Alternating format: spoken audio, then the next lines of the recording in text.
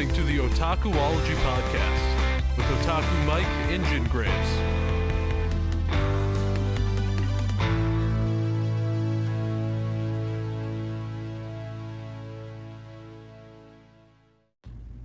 Hey all, Jin here again with another episode of the Otakuology Podcast, where we like to cover a lot of nerdy things, from TV shows, movies, anime, manga, video games, comic books, and a lot of other nerdy stuff. You name it, we got it. So stay tuned for our episode.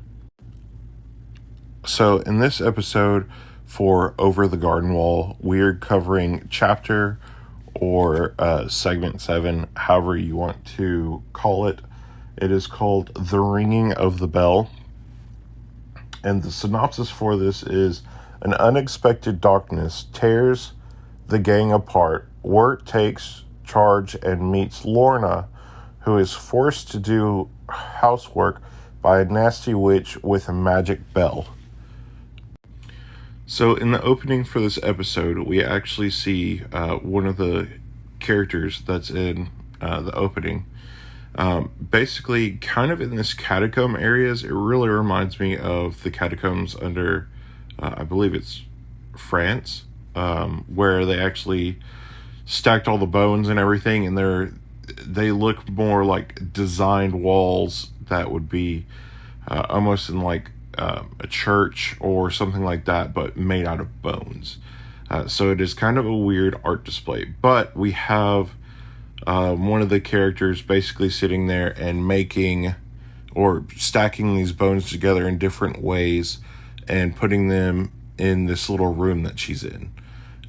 So that's really all that we see starting off this episode, is that there are these that's our attachment to it, that there are these kind of like bones that are going to be somewhere around here that we saw this girl stacking with the beginning. We haven't seen anything else. So at the beginning of this episode, for episode 7, we do see we're back at Adelaide's house, and for whatever reason, Beatrice is the only one there.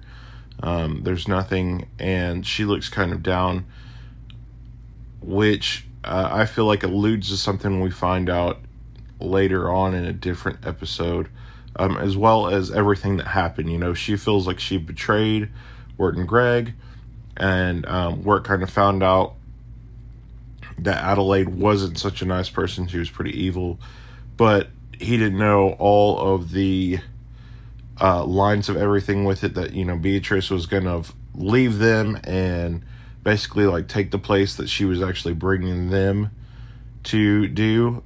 But obviously it just didn't happen because work kind of came up and Beatrice never really got to explain or anything else like that. So there is kind of a big mess of that whole thing together in this. Now we do have both of them walking, Greg and Wirt and Frog, and they are getting out of Dodge, basically. They're moving on, they're not going to worry about it, and they are going to move forward.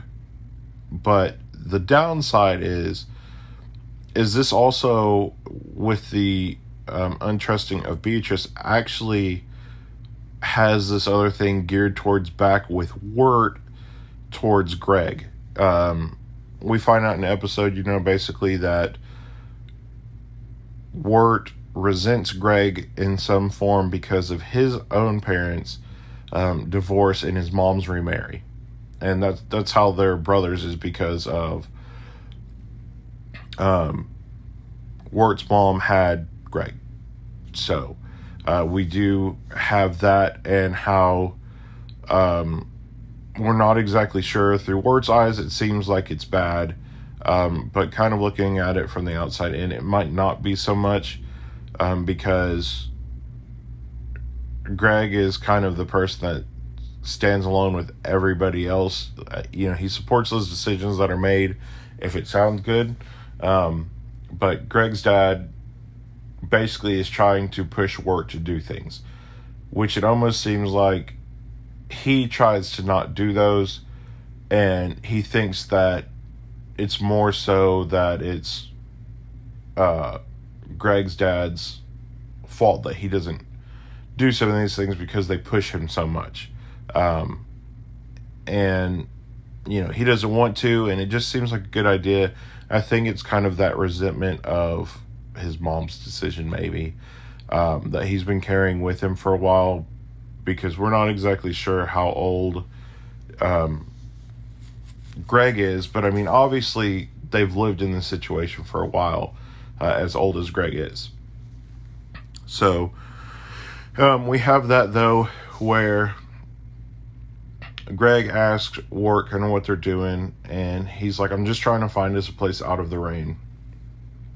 So he's trudging forward, and Greg goes, hey, are we going to wait on Beatrice? Where is Beatrice? Wirt tells him, well, I don't need her. We've never needed her. Let's continue. I'm just trying to get us out of the rain. Let's keep going.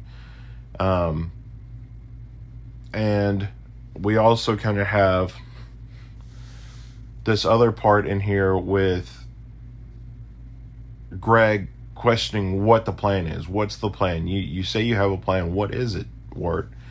And Wirt kind of jumping around and throwing it back at him and saying, if you don't like my plan, I'm just trying to get us out of the rain. If you don't like my plan, then why don't you just stop following me? Why don't you go somewhere else?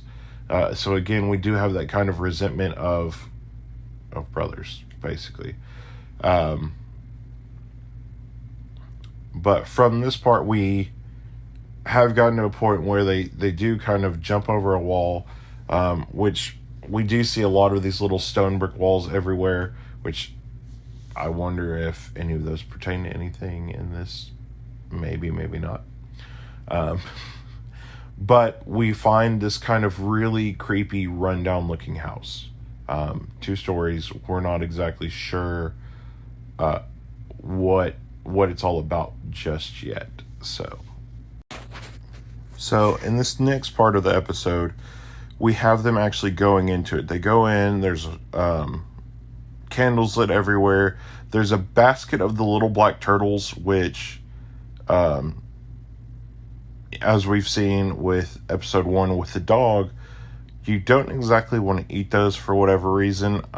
There's some kind of property, I guess, that makes things evil. And we've never seen them anywhere else except when the dog ate them and something bad happened to him. And maybe 1 or 2, like here or there throughout our episodes as we're walking around. Almost like Adventure Time with the snails sometimes. 1 being in every episode if you can find it. But with this, it's all completely different, what they represent or anything else. But there's a basket of them. So obviously somebody collects these for whatever reason that is a part of this house. And they're not dead, so obviously they're pretty fresh turtles. Now, at this house, Greg and Wirt are trying to figure out, like, who basically lives there, what all's going on, different things like that, and they just don't know. They find out that this girl named Lorna lives there, that the other person here is Auntie Whispers, which we'll find out later on, something surprising-ish. But we have her where Lorna is trying to finish off these chores that were told by Auntie Whispers for her to do. And she gets kind of a little bit of a communication with Greg and Wirt, not very much, before there's a knock on the door that it is Auntie Whispers. And Greg and Wirt actually jump into this little basket with the turtles, crawling all over them and whatnot. And it just turns into kind of this weird little scene from here. We have, Auntie Whispers comes in, and to an extent, if you've ever seen a Hayao Miyazaki movie called Spirited Away, we kind of have this whole scene right here where that stuff happens. Auntie Whispers is huge. huge. Auntie Whispers is kind of a short lady, but a big face, big head, everything just really big. So she looks a lot like Yubaba from Spirited Away, which I like the aspects in a lot more of our cartoons nowadays, as a side note, that do incorporate kind of like older Miyazaki films, actually older cartoons and older things that a lot of us around my age actually were raised on. So it's really cool kind of seeing those and having kind of a shout out of the past. But getting back into it, we have that. We have this magic bell that Auntie Whispers pulls out and basically double checks and makes sure Lorna isn't lying to her, because she says, I smell children. There's some kind of children here.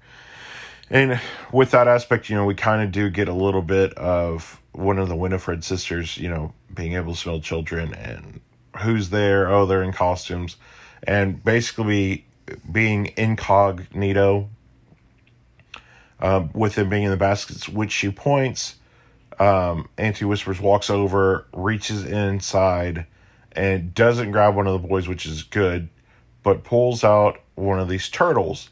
She goes, oh, that's what these turtles are. Who knows? And we see her stick this turtle in her mouth and kind of almost do it like some kind of a weird oyster entree kind of thing. She sticks it in her mouth, and then a second later, you see her pull out the back of the shell, and then kind of throw it over into a different basket.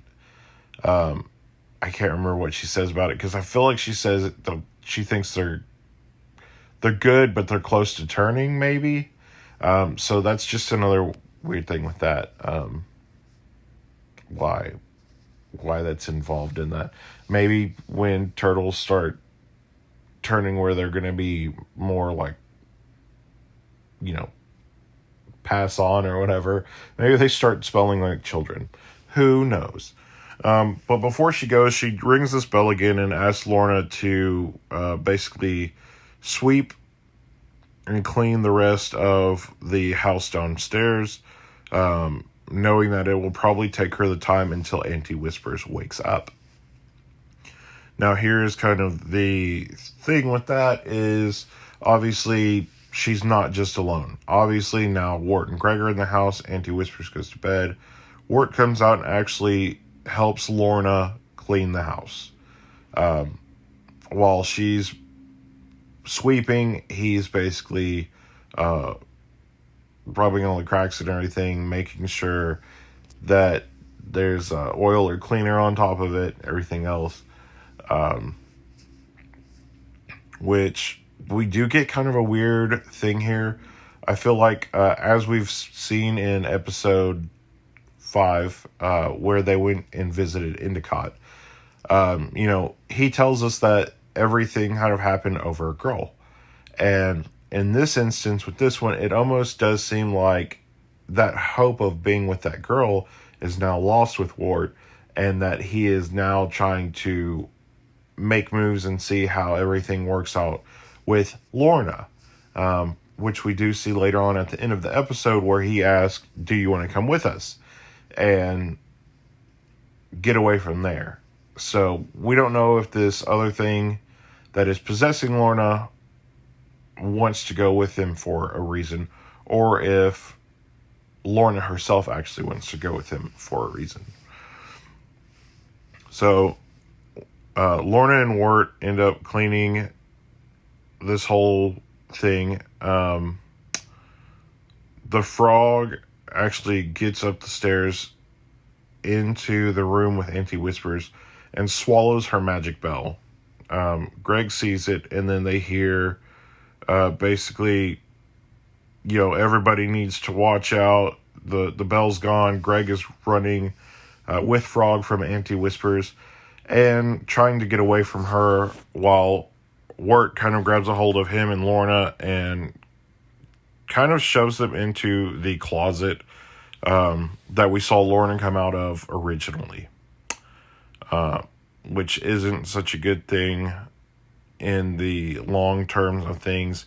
So we're not exactly sure. But we do kind of get this little shock factor that is about to come up.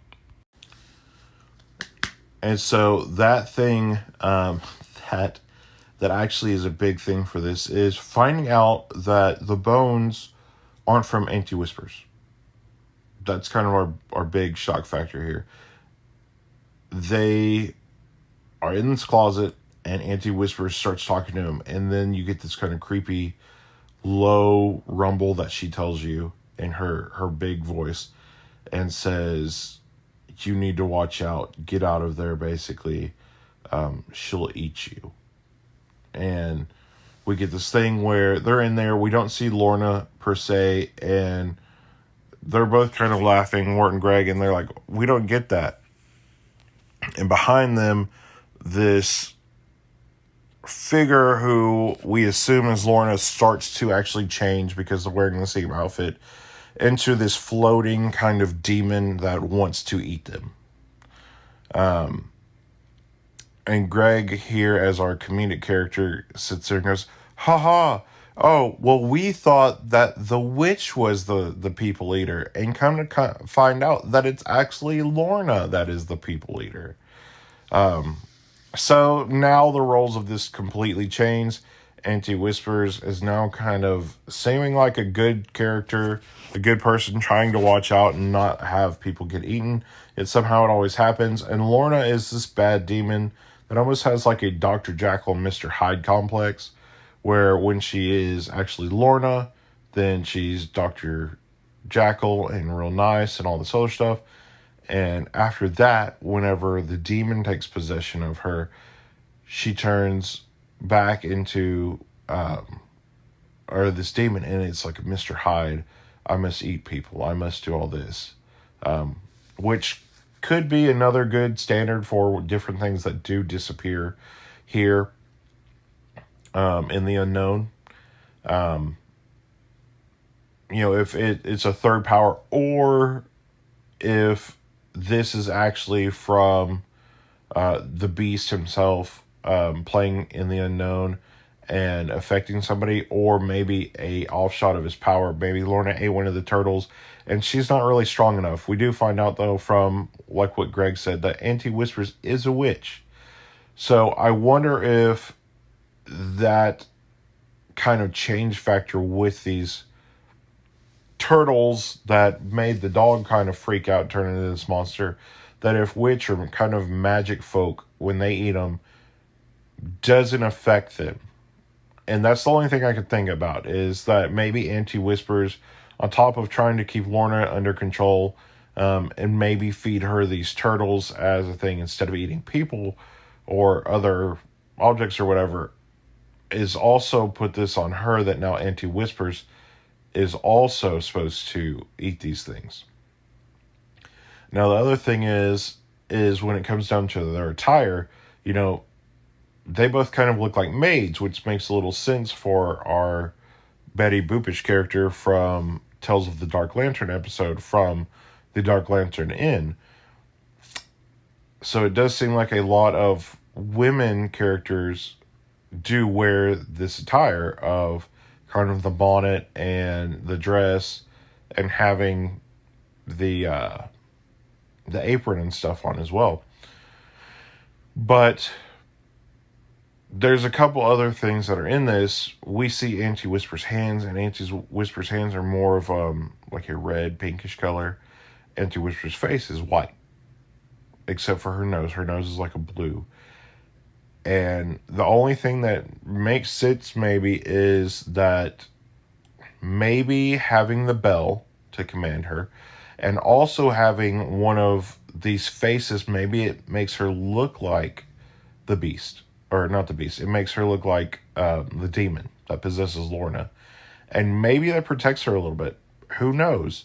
But that is another fun fact that I would like to know, based off of all of these episodes with that stuff. Why is her face done that way, yet her body is different? Because we can see her arms. They're different.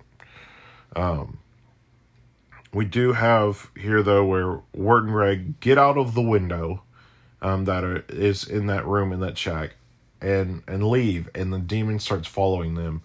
And the whole time we do hear how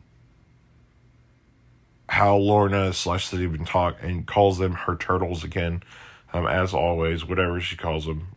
Which, like I said, could be a reason, or why she calls them turtles is because that's what she eats most of the time, maybe. We do have this part where they try and get into the river and they realize it's a little too deep. Wirt has to grab Greg, and Greg starts shaking the frog who ate the bell and tries to disenchant her, kind of. So he asks what we have heard before. He asks for her basically to turn into a magic tiger, like he asked Beatrice when she said she could grant her wishes, wherever that's going to come in at. But we do have where Wirt grabs the frog and starts shaking him, ringing the bell, and tells the demon basically to leave her alone, to get out of Lorna, to leave her alone forever, and basically never come back.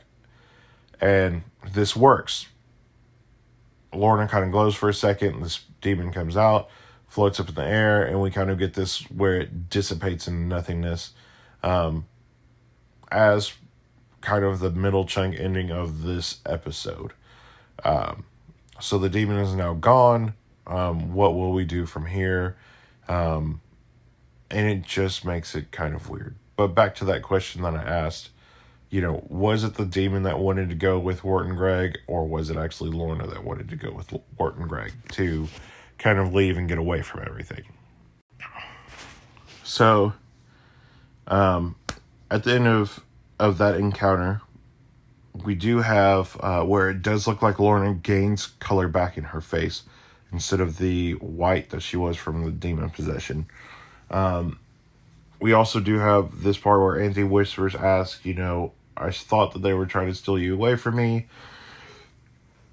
Lorna tells them no, that's not what they were trying to do. They were trying to fix the situation, make sure everything was okay, and they actually got the demon out of me. And Lorna makes the decision that she's going to stay with Auntie Whispers, even though Auntie Whispers says, you don't need me anymore. I'm not important to you anymore because my job was done.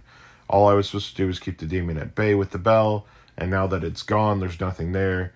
And Lorna tells her, well, you're my family. I'm going to stay with you regardless. And they tell her goodbye. And then we have one of the parts that is always stoned for me about this series that could be a couple different things. We have where Auntie Whispers basically tells Wirt and Greg, beware of Adelaide. Adelaide is my sister. She lives in the pasture. Watch out for her. So we do have that part. We do find out that kind of everything happens all in the same day, but I feel like this part doesn't exactly make sense there. So here's a couple ideas for it. Number one, news in the unknown does not travel very fast. So whenever this happens, Auntie Whispers does not know that Adelaide has actually passed away and has died. Number two is that maybe in this whole scope of things, an outside source of when these were being put together, maybe this one wasn't exactly supposed to be here. Maybe this was supposed to be a separate episode in one of, maybe all the episodes are supposed to be laid out in a different segment. We don't exactly know, so there's kind of that whole aspect of it. Because this part could actually be placed, I feel like, in between episode 1 and episode 2.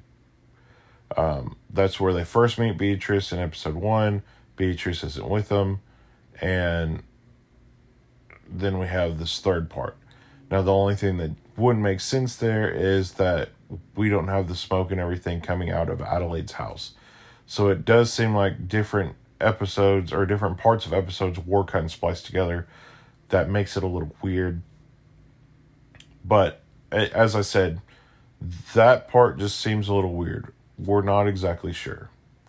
The only other thing that I feel like you could probably throw into that is that there's not enough to go on for it. There's not enough that we actually know, and that this part was probably already done and was just added in. We don't exactly know. Maybe there was a time constraint as well, and this little tidbit, without knowing exactly where it went, was put somewhere else. Who knows? So there's two options. Let me know what you think. There could be any different way that a lot of this could be connected, I feel like. Or it could have a purpose there, and the unknown feels like it has a different time constraint to it. Now, moving on, getting away from Auntie Whispers and Lorna, we do have this other part here that was actually at the beginning when they ran away from the woodsman a little bit, where they hopped over this wall and saw the house to begin with. He cut down a tree and tried to stop Wirt and Greg from going on. He grabs a hold of Wirt and says, I can see basically that you're waning. You're not being who you were at the beginning. You're losing hope and everything else. And he says, to defeat the beast, you have to be both strong in mind and body. Or body and spirit. That's what it is. And he tries to tell him that so that he knows that he's not going to turn into an Edelwood tree. Now, they're obviously still shocked from all the stuff before from the Dark Lantern episode about who the Woodman actually is. If he's a good guy, if he's a bad guy, if he's something else. Who knows? He could be the beast himself, like we already kind of think, based off of that episode. But we do have more of this uncertainty of losing the hope of everything else.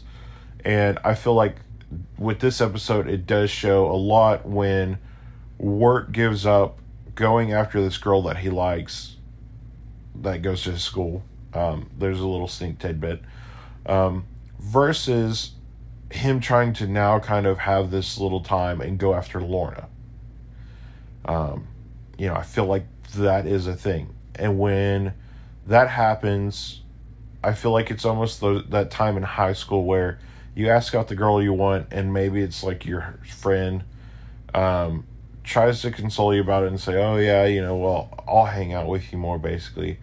And you want to date this, your female friend or whoever, if you're a guy.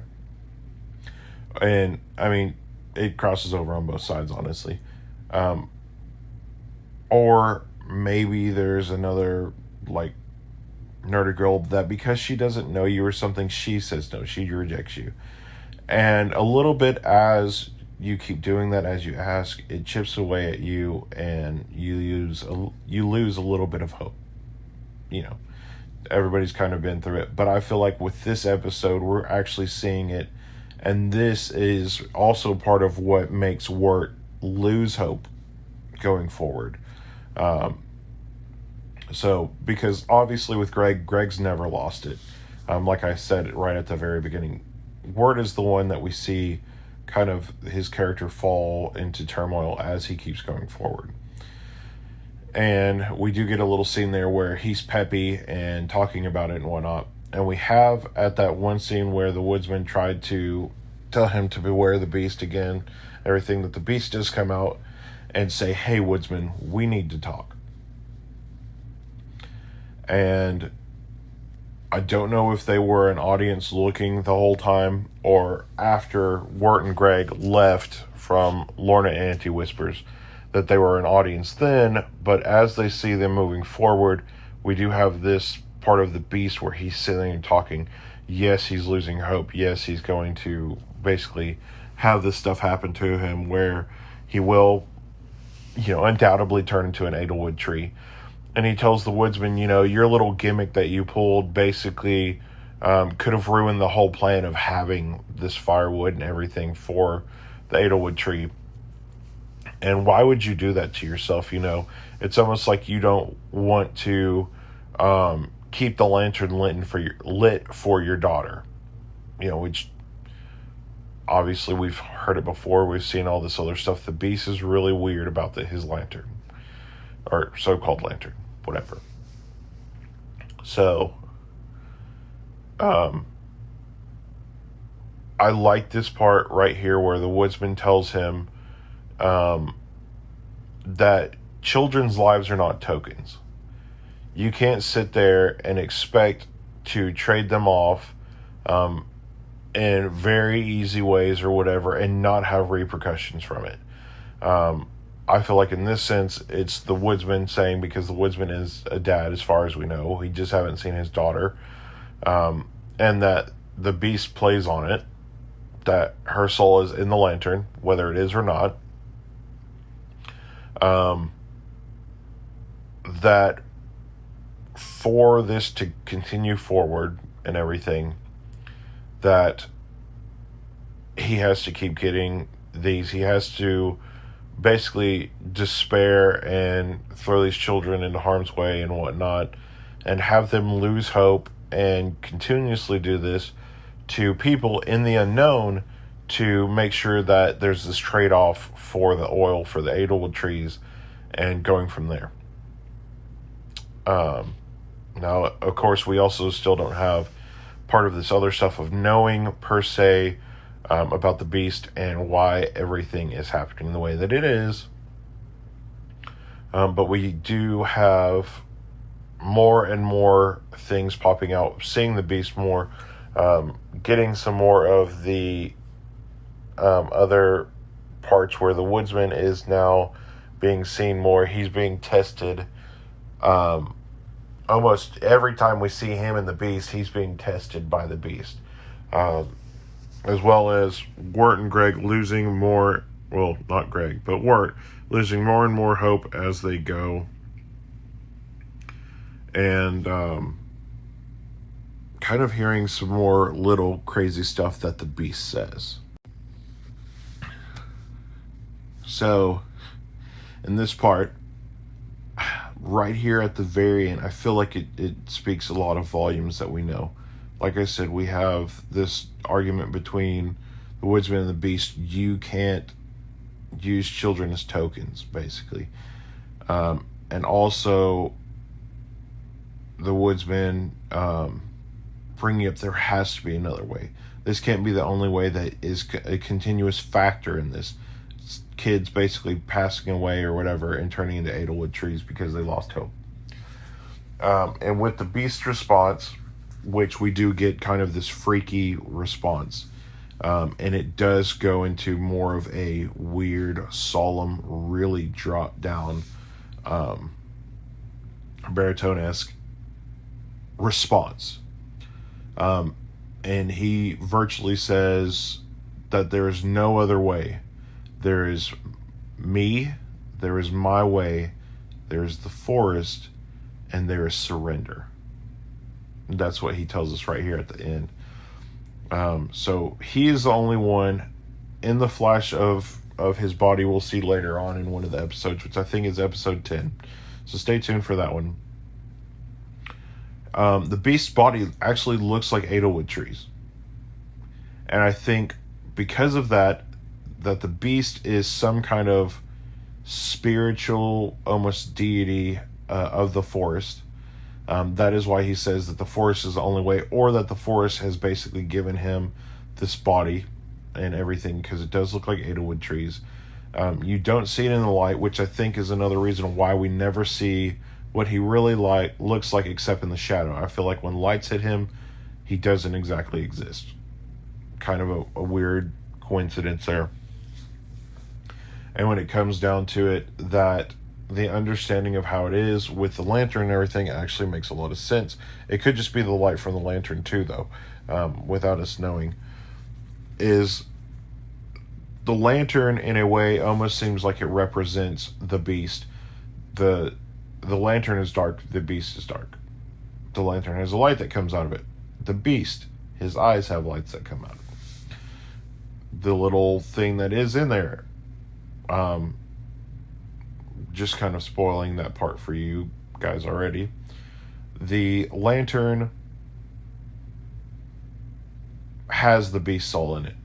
If you actually turn the brightness on your TV down and whatnot, and you see there's two different parts where you see the spirit kind of dancing around in there, it actually looks like the beast. And if you slow it down, it even more, you can see the horns, you can see the arms, you can see everything, kind of, sort of. At least what that whole thing is. So the forest, the lantern, and the beast are kind of all connected together in a way. This is why different things happen, and why the unknown is so ruthless. I feel like this is another thing of why in the unknown anything has happened, and it's a combination of like Alice in Wonderland meets, you know, a bunch of other different stuff, meets, you know, Dante's Inferno meets some other stuff, because that's basically what everything is all of this stuff here is the journey of what you have to go through. And, you know, toys become giant, frogs wear clothes and know how to dance, skeletons wake up here when you die, they come in and enjoy the harvest and everything. Cats know how to talk. All people have basically lost hope and don't know their names or remember their names, but no jobs. As well as people disappear at random. And a lot of just different stuff happens. So it is just really weird in that aspect. But with this episode 7, the ringing of the bell, I feel like it does give us a little bit of hope. We do see a little bit of this stuff, and the episodes are so well done that the trade-off of hope of what we are experiencing from an outside audience is something that might make us miss the different things that are happening with Wirt, things that are happening with Greg, things that are happening with different characters as we see them move forward in the show, and what could possibly happen and what could possibly not happen. But it all comes down to hope and losing it. So, thanks for watching, guys. As always, we'll see you next Tuesday. I hope y'all are enjoying this, and let me know what you think about it. So, thanks to all my listeners out there, and I will catch y'all later. Stay tuned for our next episode tomorrow.